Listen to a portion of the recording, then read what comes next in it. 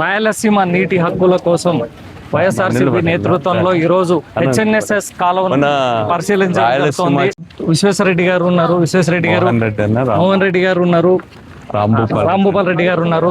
అన్న, అసలు ఈ రోజు కార్యక్రమం ముఖ్య ఉద్దేశం ఏందన్న? ఈరోజు అన్న ఒకసారి అన్న, ఈరోజు కార్యక్రమం రాయలసీమ ప్రాజెక్టులన్నీ కూడా వైఎస్ఆర్ కాంగ్రెస్ పార్టీ ఆధ్వర్యంలో నెల్లూరు, ప్రకాశం జిల్లాలను కూడా కలుపుకొని టాస్క్ ఫోర్స్ ఒకటి ఏర్పాటు చేయడం జరిగింది. ఈ ప్రభుత్వం వచ్చినప్పటి నుంచి రాయలసీమ ప్రయోజనాల పట్ల నిర్లక్ష్యం వహిస్తూ ఉంది.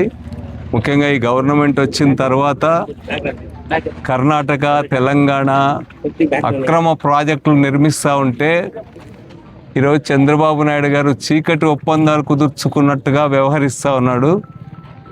మేము ఈ సందర్భంగా అడిగేది ఏమంటే, మన తుంగభద్ర డ్యాంలో ప్రధానమైనటువంటి మంత్రులంతా కలిశారు. కేంద్ర మంత్రి ఒకరు, ఈ 3 రాష్ట్రాల మంత్రులు కూడా కలిశారు. ఆ సందర్భంగా ఆయన అనంతపూర్ జిల్లాకు, రాయలసీమకు ప్రాణప్రదమైనటువంటి హెచ్ఎల్సి, ఎల్ఎల్సి ప్రశ్నార్థకంగా మారుతూ ఉంటే అప్పర్ భద్ర ప్రాజెక్టు కట్టి నీటిని అక్రమంగా కర్ణాటక వినియోగించుకునే పరిస్థితి ఉంటే అదేమైనా మాట్లాడారా? బయట పెట్టమని చెప్పి అడుగుతా ఉన్నా. మీరు రహస్య మీటింగ్లో ఏం మాట్లాడుతున్నారో ప్రజలకు తెలియాల్సి ఉంది. ఎందుకంటే మొన్న తెలంగాణ అసెంబ్లీలో రేవంత్ రెడ్డి గారు స్పష్టంగా చెప్పినాడు, నేను చంద్రబాబు నాయుడు గారికి చెప్పి రాయలసీమ లిఫ్ట్ ఇరిగేషన్ ప్రాజెక్టు అదంతా కూడా ఆపు చేయించిన అని చెప్పినాడు. ఆ విధంగా చీకట్లు వీళ్ళు ఏం మాట్లాడుతున్నారో బహిర్గతం కావాలా, రాష్ట్ర ప్రజలకు అర్థం కావాలా. రాయలసీమ ప్రయోజనాల పట్ల చంద్రబాబు గారి వైఖరి ఆల్మట్టిలో చూసాం. అదేవిధంగా తెలంగాణ ప్రాజెక్టుల, అక్రమ ప్రాజెక్టుల పట్ల చంద్రబాబు గారి మెతక వైఖరి, నిర్లక్ష్య వైఖరి చూసాం.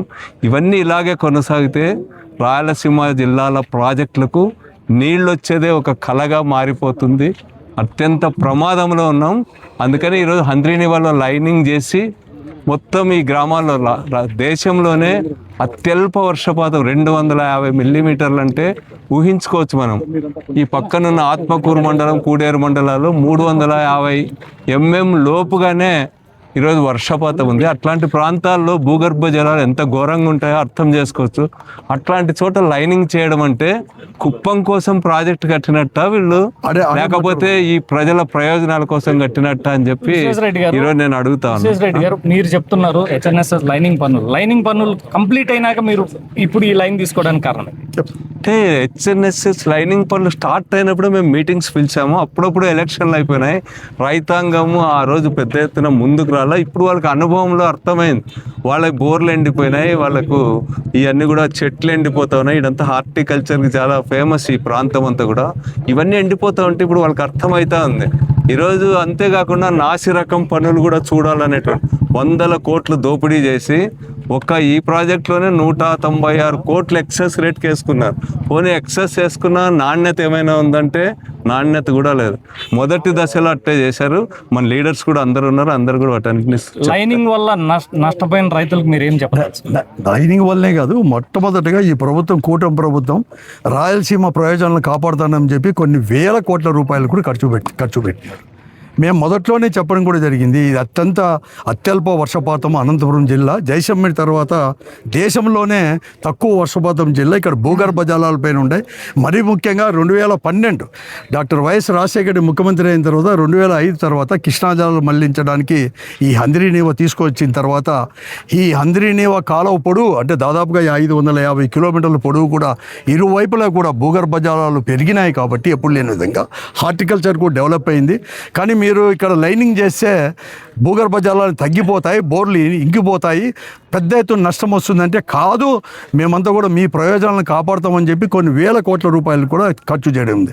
ఆ వేల కోట్ల రూపాయలు చేసిందైనా కూడా ఈరోజు లైనింగ్ అన్నా సరిగ్గా చేసినారంటే ఈరోజు ఎక్కడికక్కడ కేవలం ఒక 8 నెలల్లోనే మేమందరూ కూడా చెప్పుతూ ఉన్న విధంగానే ఈరోజు మేము చూస్తూ ఉన్నాం. అందరూ కూడా ఈరోజు ఇక్కడ ఉండే అనంతపురం జిల్లా లీడర్లు కావచ్చు, కర్నూలు జిల్లా లీడర్లు, వైఎస్ఆర్ కాంగ్రెస్ మీరు కూడా చూస్తున్నారు. లైనింగ్ కూడా ఎక్కడెక్కడ చేసి ఎలా దోపిడీ జరిగిందో కూడా ప్రత్యక్ష ప్రత్యక్షంగా కూడా ఈరోజు కూడా చూస్తున్నాం. అంతకంటే ఎక్కువ కూడా ఇక్కడ రైతులతో కూడా ఇంటరాక్ట్ చేసినా కూడా బోర్లన్నీ కూడా ఎండిపోయినాయి, మా హార్టికల్ చెట్లు కూడా ఎండిపోతున్నాయి. మరీ ముఖ్యంగా ఎల్లినో ప్రభావం ఇవన్నీ దానికి తోడుగా కూడా వస్తున్నాయి. కాబట్టి మా బతుకులు కూడా బూడిదైనాయని చెప్పేసి కూడా ఈరోజు రకంగా చెప్తున్నాం. అంతేకాదు మేము మొట్టమొదటి నుంచి కూడా ఈ రాష్ట్రం విడిపోయిన తర్వాత ఈరోజు తెలంగాణ రాష్ట్రం అనేవారు 780 అడుగుల నుంచి కూడా దినానికి 8 టీఎంసీలు చెప్పున ఒక పక్క అనేది కూడా వాళ్ళు నీళ్ళన్నీ కూడా తీసుకొని పోతున్నారు. పైన ఆల్మట్టి డ్యామ్ రెండవ మారు కూడా మళ్ళీ కూడా ఎత్తు కూడా పెంచుతున్నారు. ఎగువ తుంగభద్ర కూడా ఇవన్నీ చేస్తారు.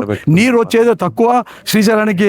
ఆ నీళ్లు కూడా మీరు తీసుకొని పోయడానికి అంటే తక్కువ సమయంలోనే ఎక్కువగా మనం అంతా కూడా డ్రా చేసుకోవడానికి ఈరోజు 850 కాదు ఫస్ట్ ఫేజ్, అక్కడ వచ్చేసి 11,500 దినానికి ఒక టీఎంసీ అన్న కూడా డ్రా చేసేటట్లు కూడా డిజైన్ చేసి మొట్టమొదటి కూడా చేశాం. ముఖ్యంగా జగన్మోహన్ రెడ్డి గారు ముఖ్యమంత్రిగా ఉన్నప్పుడు మేము ఈ విషయాన్ని కూడా అక్కడ ఆయన చెప్తే ఆయన అనేది కూడా కర్నూలు కాదు కడప అండ్ తర్వాత చిత్తూరు జిల్లాకు తప్పించి అక్కడ గాలేరు నగరి తర్వాత అందిరినీవా కూడా అనుసంధానం చేసి ఇది 6,300 చేస్తామని చెప్తే అది కూడా ఇక్కడ క్యాన్సిల్ చేసేసి పెద్ద ఎత్తున నష్టం కల్పించారు. అవన్నీ కూడా చూస్తున్నాం.